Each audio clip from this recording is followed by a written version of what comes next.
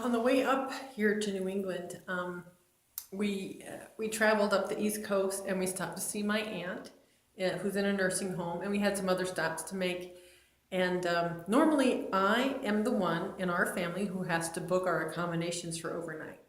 Okay, and I like doing that. And usually we, have friends or relatives on the way, or we even belong to one of these networks where you call up some family who is willing to open their home for one night, and you open your home like that reciprocally, kind of a thing.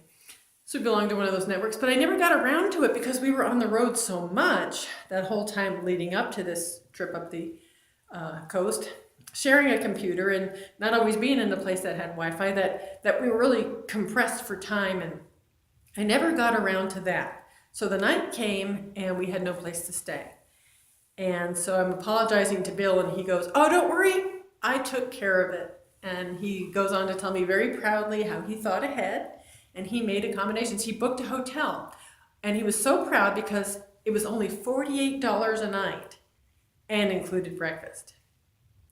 Well, I'm thinking to myself, great, hon, that sounds wonderful. Thanks for thinking of us. But in my heart, I'm going, oh my gosh, what part of town could a $48 hotel including breakfast be in? And I'm just picturing, the Roach Motel kind of a thing. We have different standards, Bill and I, about what is acceptable for an overnight stay and what's not. And anyway, so we get there, and we go into the office where the man is who gives you the key. And scary movies where the bad guy always has a certain look to him. He kind of looks like the bad guy.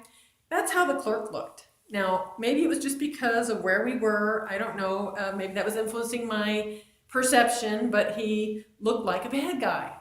Had that sort of, I just got out of prison look. Or maybe he should still be in prison look. I don't know.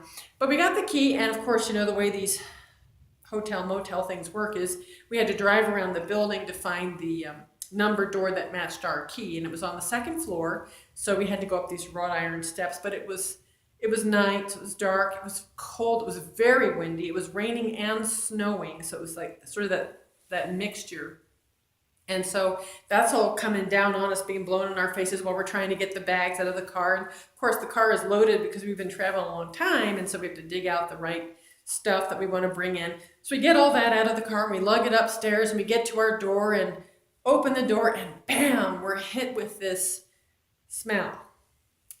And so we kind of get in out of the elements, and I say, Bill, I'm sorry. I just don't think I can sleep in a place where there is something making that smell. And he said, yeah, okay, no problem. We'll just go down and we'll get another room. So we lugged everything back down to the car, back out in the elements. Everybody's getting soaking wet. Our faces are wind whipped. Load everything back into the van, drive back around the building, and go to get another key. Well, the second room was okay. It smelled musty, but it was, livable. So we get in there, and I really don't want to discourage my husband from taking initiative and from taking care of us. I want to encourage him in that, but I am afraid of, are we going to get lice? Are there bed bugs? Are we going to wake up with spots all over us? I'm not even going to let Tila take a shower because, God knows what's in there. So I thought, well, let me just pray. So I asked the Lord, and I said, I want to bless my husband. I don't want to be a whiny wife, but these circumstances, I just need you to encourage me that this is in your will. I believe you're sovereign and that everything happens for a reason. But right now, I just need you to encourage me that this really is in your will. And please protect us. Don't let us catch anything. So we went to bed. We woke up the next morning. We were alive. There had been no shootouts during the night, no one banging on the door, no screaming, no police sirens. So it had been a good night. We woke up healthy and fine. Bill jumped in the shower, brave soul, and I took Tila to go get the free breakfast.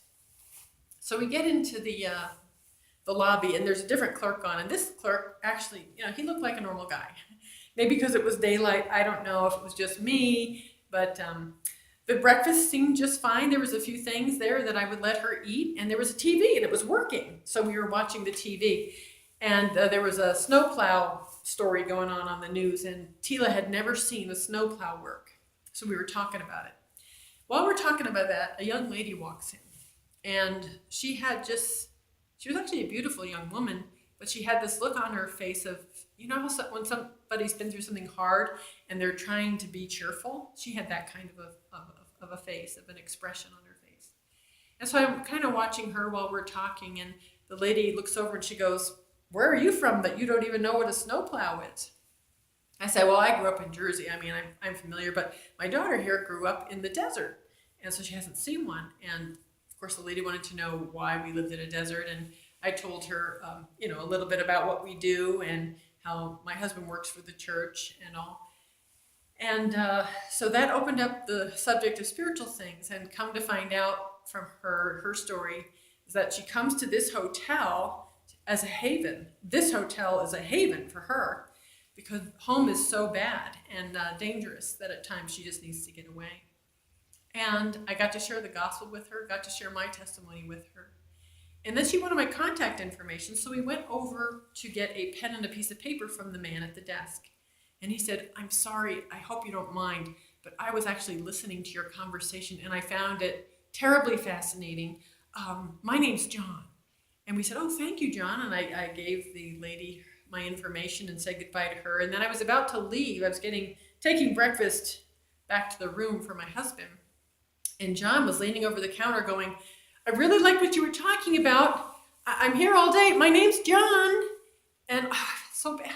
I said, "Okay, John, I'll be coming back in a minute. I'm just going to, situate my daughter in there and bring my husband breakfast." So I dropped her back at the room, came back, and I said, "John, I'm so pleased to hear that you like to talk about spiritual things. So do I. Would you like to talk right now?" And he said, "Yes, I would. Could we sit in the lobby? It's a lot more comfortable." So he came out from behind his desk and sat down on one of the couches, and I sat down there too. And we talked for like 20 minutes, and he kept saying, "I believe God sent you here today because I've been wanting to talk about this stuff with somebody for so long, but I don't know anyone that I can tell. I don't know anyone who talks about this stuff. None of my friends talk about this stuff. None of my family does. And so you're here, and when I heard you talking to that lady, I thought, here's somebody I can talk to about this stuff." So it was not only a blessing to be able to share the gospel with that one lady and then listen to John and be there for him, but God also blessed me, but he answered my prayer through those people because he showed me that, yes, Carol, you are in the center of my will, and Bill booking this particular hotel that you don't like and you're so uncomfortable in was exactly where I wanted you. And it made me wonder, how many times do I miss God's perfect gift or the good works that he has foreordained for me to walk in because I'm so busy complaining, because I feel uncomfortable, or something feels strange or ugly or dirty or that I just don't want? How many times do I miss that good and perfect gift? It really made me think.